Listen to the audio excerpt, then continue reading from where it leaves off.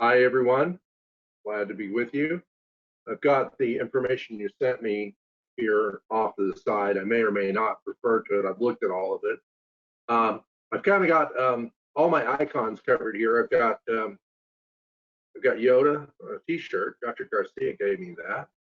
I've got Dr. Reese covered here with this medallion that holds that energy. I've got Spider-Man covered, which is good. When I did the Guides Grace to the Fields of the Heart, it wasn't this jacket, but I was wearing a Batman uh, T-shirt with a Spider-Man hoodie over my eyes.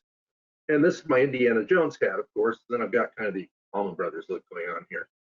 So we're going to start just however we start. By the way, I was playing with this rock because I found myself playing with this rock. I think people, just a general statement. I've made it a sustainable habit, if you want to call it that. Any mental pattern, I suppose, can become a habit, but of just noticing, as I've always said, noticing what I notice. So if I pick up this rock, which has been sitting here over here for a long time, and I start playing with it, I don't assume that means anything, but I assume it's what I'm doing, and I don't have to reason through why I'm playing with the rock. And you could say, oh, well, he was clearing chakras and he was doing this, and he was doing that. No, he was playing with a rock. But maybe it would do that. But the point I'm making, and I think it's a really important one, is assigning meaning to everything doesn't mean it actually means that. And when you assign meaning to something, or you're looking for a particular outcome in a limited way, it can still leave the opening for other things to occur, but they're less likely to be noticed. So focusing in on the appearance of something versus just following the information. I've said it over and over again in seminars and to individuals in Skype appointments.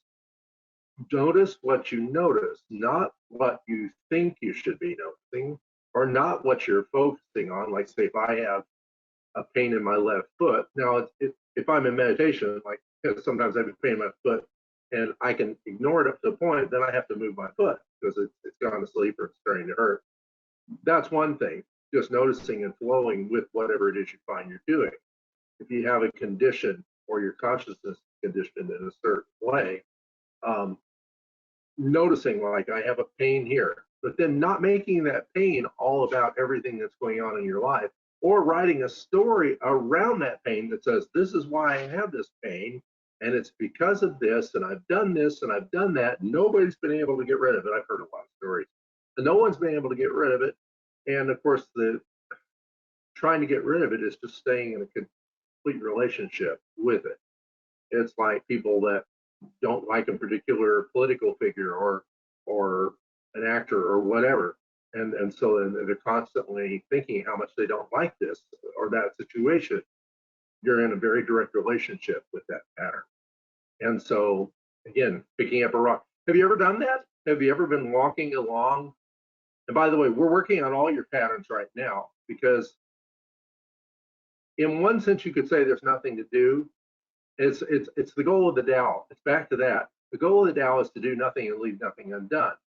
Well, if our intent is to notice all those patterns, and there's a number of you on the call with various things, if our intent is to notice that, that doesn't mean I have to two-point focus my hands in a certain direction in a certain way and look all, I mean, it looks all cool and stuff.